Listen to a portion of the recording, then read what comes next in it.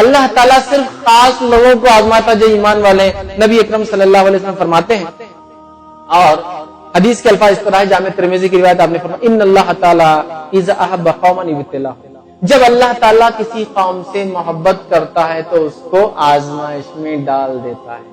جب اللہ تعالیٰ کسی قوم سے محبت کرتا ہے تو اسے آزمائش میں ڈال دیتا ہے. دوسری جگہ صحیح بخاری کی روایت میں آپ صلی اللہ علیہ وسلم کے اقوال نقل کیے گئے، وہ یہ میں یرید اللہ بہ خیرا تصب من، جب اللہ تعالیٰ کسی قوم کے ساتھ یا کسی انسان کے ساتھ خیر کا معاملہ چاہتا ہے تو اس کو مصیبت میں ڈال دیتا ہے، اس کو آزمائشوں میں ڈال دیتا ہے، اور آزمائشوں میں ڈال کر اس کا خیر کا معاملہ دنیا کے حساب سے کرتا ہے اور خیر کا معاملہ آخرت کے حساب سے کرتا ہے. سمجھ رہے بات؟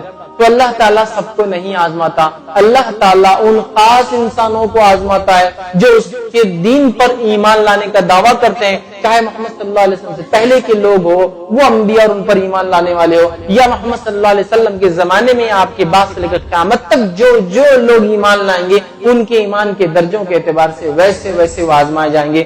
ابن ماجہ کی ایک روایت ہے، اس روایت میں نبی اکرم صلی اللہ علیہ وسلم لوگوں کے ایمان کے اعتبار سے کیسی آزمائش ہوتی ہے اس کا ایک تذکرہ کرتے ہیں، اور روایت کے الفاظ اس طرح سے سب سے زیادہ جو انسانوں میں جو لوگ آزمائے جاتے ہیں، آپ نے فرماتے ہیں وہ انبیاء کی جماعت ہے.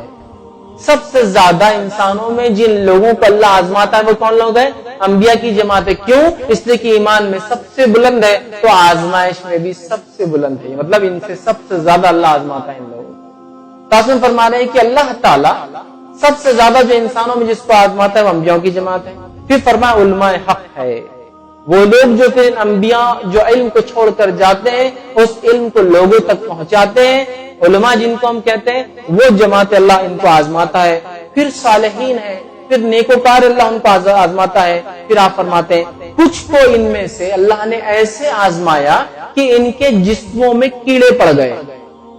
کچھ کو اللہ نے ایسے آزمائے ان میں سے کہ ان کے جسموں میں کیڑے پڑ گئے، اور کچھ غربت سے ایسے آزمائے گئے کہ ٹاٹ سمجھتے نا، کبھی پیر پوچھنے کو آج کل وہ بھی رکھتے، لوگ پاپوش رکھتے ہیں، لیکن ٹاٹ تھیلا جس میں کچھ گیہوں چاول اناج آتا ہے، تو کچھ ایسے گزرے کہ ایسی غربت کہ جس پر کچھ نہیں تھا سوائے نچلے حصے کو ٹاٹ سے ڈھانپتے تھے، ایسے آزما گئے. لیکن اے صحابہ، وہ لوگ اتنے اطمینان میں ہوتے ایسی حالت میں بھی جتنا تم فراوانی میں اطمینان میں نہیں رہتے ہو، کیونکہ وہ جانتے تھے ایمان کی وجہ سے یہ آزمائے جا رہے ہیں تو بدلے بھی تو ویسے ملنے والے ہیں، یہ جانتے تھے. اس وجہ سے آپ نے فرمایا تم جتنے فراوانی میں خوش نہیں رہتے ہو، سہولت نعمت اللہ نے دے رکھی، خوش نہیں ہوتی دنیا میں، اس سے زیادہ وہ کیڑے پڑے ہوئے جسموں کے ساتھ اور وہ ٹاٹ کے کپڑوں کے ساتھ وہ خوش تھے، اس لیے کہ وہ جانتے تھے کہ یہ آزمائش کس کی وجہ سے آ رہی ہے، اور وہ جانتے تھے اس کا بدلہ کیا ہی بہتر ملنے والا ہے. سمجھ رہے ہیں بات؟